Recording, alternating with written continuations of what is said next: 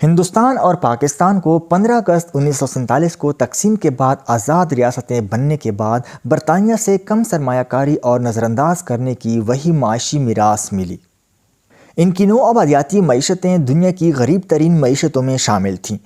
دونوں اقوام کے لیے آزادی تقریباً فوری طور پر مضبوط ترقی کا باعث بنی۔ تعلیم و ترقی اور صحت کی دیکھ بھال کے علاوہ دیگر شعبوں میں نمایاں کامیابیاں حاصل کیں، لیکن یہ پاکستان ہی تھا جس نے پہلی 4 دہائیوں یا اس کے دوران تیزی سے ترقی کی شرح دیکھی، جبکہ بھارت پیچھے رہ گیا۔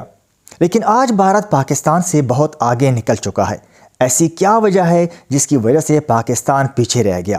یہ سب جاننے کی کوشش کرتے ہیں، ہمارے ساتھ رہیں۔ اگر آپ ہمارے چینل پہ نئے ہیں تو ہمارے چینل کو سبسکرائب کریں تاکہ آپ وہ جان سکیں جو جاننا ضروری ہے۔ یوکی ویڈیوز میں ایک بار پھر سے خوش آمدید۔ معزز دوستو، 1990 کی دہائی کے آس پاس کچھ تبدیلیاں آنا شروع ہوئیں کیونکہ ان کے کردار الٹ گئے اور ہندوستان پاکستان سے آگے نکل گیا۔ آخرکار قوت خرید کے ذریعے دنیا کی تیسری سب سے بڑی معیشت بن گیا اور 5 اہم ابھرتی ہوئی ممالک کے مارکیٹ کے بلاک کا حصہ بنا۔ موجودہ دور کے کچھ حقیقتوں کو مد نظر رکھتے ہوئے بھارت کی جمہوریت کو قبول کرنا ہوگا، جب پاکستان کو بار بار فوجی امریتوں اور حکومت میں تبدیلیوں کا سامنا تھا، اور اسی کے ساتھ بہت کچھ اور بھی۔ نو آبادیاتی وراثت یعنی برٹش سے ملنے والی وراثت۔ 1857 سے 1947 تک برطانیہ نے زیادہ تر علاقے پر براہ راست حکومت کی، جو ہندوستان اور پاکستان کی آزاد ریاستیں بن گئیں۔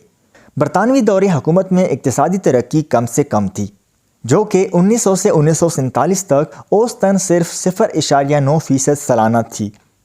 ایسا اس لیے ہوا کہ نو آبادیاتی ہندوستانی معیشت زیادہ تر زراعت پر ڈیپینڈنٹ تھی، اور پھر بھی انگریزوں نے زرعی پیداوار کو بہتر بنانے میں بہت کم سرمایہ کاری کی۔ مزید برآں برطانیہ نے ہندوستان کے لوگوں کی فلاح و بہبود میں محدود سرمایہ کاری کی، خاص طور پر ان کی تعلیم اور صحت کی دیکھ بھال کو کم کر کے۔ نتیجتاً نو آبادیاتی ہندوستان دنیا کی سب سے کم شرح خواندگی میں سے ایک تھا۔ برطانیہ کی طرف سے ہندوستانیوں کی حالت زار کو نظر انداز کرنے کی شاید بہترین مثال مشرقی ہندوستان میں بنگال کے 1943 کے قحط سے ملتی ہے، جس میں پالیسی کی ناکامی کے نتیجے میں 1.5 ملین سے زیادہ لوگ مارے گئے تھے۔ پاکستان کی قیادت میں آزادی کے بعد کی ترقی کیا تھی، ایک نظر اس پہ ڈالتے ہیں۔ مقامی آبادی کے بڑھتے ہوئے دباؤ اور بڑھتی ہوئی قوم پرست تحریک کا سامنا کرنے کے بعد برطانیہ نے اپنے تاج میں زیور کو ترک کرنے اور خطے کو ہندو اکثریتی ہندوستان اور مسلم پاکستان میں تقسیم کرنے کا فیصلہ کیا۔ یہ 20ویں صدی کی سب سے بڑی جبری ہجرت کا باعث بنی۔ تقریباً 9 ملین ہندو اور سکھ اگلے 2 دہائیوں کے دوران جغرافیائی طور پر الگ الگ مشرقی اور مغربی پاکستان میں تقریباً 5 ملین مسلمان ہندوستان میں چلے گئے۔ ایک اندازے کے مطابق بڑے پیمانے پر تشدد کے دوران 10 لاکھ لوگ مارے گئے۔ تاہم اقتصادی ترقی بھی شروع ہوئی۔ دونوں نئے ممالک آزادی کی پہلی دہائی یا اس کے بعد 3 سے 4% کی شرح سے بڑھ رہے تھے، کیونکہ متعلقہ حکومتوں نے اپنی معیشتوں میں زیادہ سرمایہ کاری کی، لیکن جلد ہی اختلافات سامنے آ گئے۔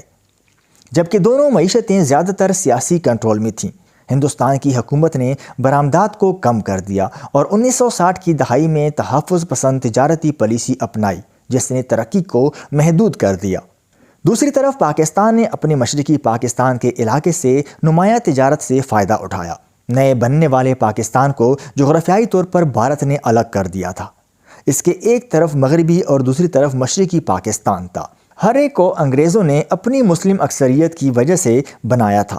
1971 میں جب مشرقی پاکستان جنگ آزادی کے بعد بنگلہ دیش بن گیا تو پاکستان نے اپنی ترقی کا انجن کھو دیا۔ امریکہ سے پاکستان کو اربوں ڈالر کی فوجی امداد بھی ملی۔ تیل کی دولت سے مالا مال مشرقی وسطی کے مسلم ممالک نے بھی پاکستان کو امداد دی۔ اس کے نتیجے میں 1961 سے 1980 تک پاکستان کی شرح نمو تقریباً 6% سالانہ تک پہنچ گئی، جبکہ بھارت کی شرح نمو 4% تھی۔ 1990 کی دہائی میں ترقی کا اسکرپٹ پلٹ گیا۔ بھارت نے اگلے 30 سالوں میں 6% کی شرح سے ترقی کی، پاکستان کے 4% کو پیچھے چھوڑ دیا۔ کردار کے الٹ جانے کی کیا وضاحت ہے؟ معیشت اور سیاست دونوں نے اپنا اپنا کردار ادا کیا۔ مگر سوال یہ پیدا ہوتا ہے کہ کردار کے الٹ جانے کی کیا وضاحت ہے؟ پاکستان نے طویل عرصے سے بھارت سے زیادہ فنڈنگ کے بیرونی ذرائع پر انحصار کیا ہے، جس نے 1960 سے 2002 تک $73 بلین کی غیر ملکی امداد حاصل کی، حتیٰ کہ ابھی تک حاصل کر رہا ہے۔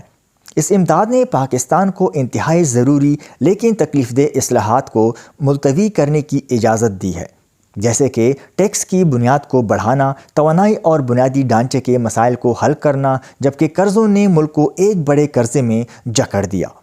میری نظر میں اس طرح کی اصلاحات اگر وقت پہ ہوتیں تو پاکستان کو مزید پائیدار ترقی کی راہ پر گامزن کرتیں اور مزید غیر ملکی سرمایہ کاری کی حوصلہ افزائی کرتیں، لیکن افسوس کہ پاکستانی انسٹیٹیوشن اب بھی IMF جیسے فنڈز پر یا بیرونی ممالک کی امداد جیسے قطر، سعودیہ یا چائنا کی امداد جو پاکستان کے انفراسٹرکچر میں استعمال ہوتا ہے، پاکستان اب بھی ان مددگاروں پہ ڈیپینڈ کرتا ہے، جبکہ ہندوستان کو بین الاقوامی امدادی گروپوں اور امریکہ جیسے چند ممالک کی طرف سے بھی کافی مدد ملی تھی، لیکن اس نے کبھی اس پر انحصار نہیں کیا اور حالیہ دہائیوں میں اس پر کم انحصار کیا ہے۔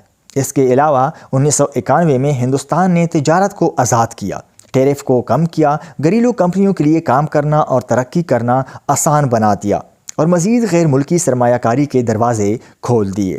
ان اصلاحات کا نتیجہ یہ نکلا کہ ہندوستان کی معیشت کو باقی دنیا کے ساتھ مربوط کر کے اصلاحات نے ہندوستانی کمپنیوں کے لیے مارکیٹ کے مواقع پیدا کیے، انہیں زیادہ مسابقتی بنایا اور اس کے نتیجے میں مجموعی معیشت کے لیے شرح نمو میں اضافہ ہوا۔ مختلف راستوں کی پیمائش کرنے کا دوسرا طریقہ مجموعی گھریلو پیداوار فی شخص ہے۔ 1990 میں ہندوستان اور پاکستان کی فی کس GDP تقریباً یکساں تھی، جو کہ فی شخص $370 سے کچھ کم تھی، لیکن 2021 تک بھارت کا $2277 تک پہنچ گیا، جو پاکستان کے مقابلے میں تقریباً 50% زیادہ ہے۔ دونوں ممالک کے مختلف انتخاب کی وجوہات کا سیاست سے بہت گہرا تعلق ہے۔ پاکستان تقریباً مسلسل سیاسی عدم استحکام کا شکار ہے۔ صرف 1988 سے 1998 تک اس کی 7 مختلف حکومتیں تھیں، کیونکہ اس نے بغاوت کے بعد سویلین اور فوجی حکومتوں کے درمیان رد و بدل کیا۔ اس نے غیر ملکی سرمایہ کاری کی حوصلہ شکنی کی اور اصلاحات کرنا، ان پر عمل کرنا بہت مشکل بنا دیا۔ ان تمام تبدیلیوں کے ذریعے پاکستان کے فوجی اخراجات اس کی GDP کے حصے کے طور پہ آزادی کے بعد کے پورے دور میں ہندوستان کے مقابلے میں زیادہ رہے۔ دوسری طرف بھارت ایک مستحکم جمہوریت کو برقرار رکھنے میں کامیاب رہا ہے، اگرچہ یہ کامل سے بہت دور ہے۔ اس نے لیڈروں کو لوگوں کے سامنے زیادہ جواب دہ رکھا ہے اور اس کی وجہ سے زیادہ جامع ترقی ہوئی ہے اور غیر ملکی اداروں یا حکومتوں پر کم انحصار کیا ہے۔ صرف ایک دہائی میں ہندوستان نے 270 ملین سے زیادہ لوگوں کو غربت سے نکالا، لیکن پاکستان کے حالات دن بدن خراب ہوتے جا رہے ہیں۔ معزز دوستو، حقیقت کو چھپایا نہیں جا سکتا۔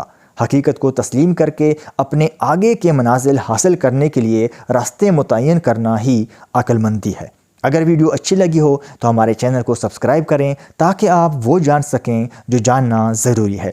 اللہ تعالی ہمارے ملک پاکستان کو ترقی کے ساتھ ساتھ سلامت رکھے اور ہم سب کو اپنی حفظ و امان میں رکھے۔ اللہ حافظ۔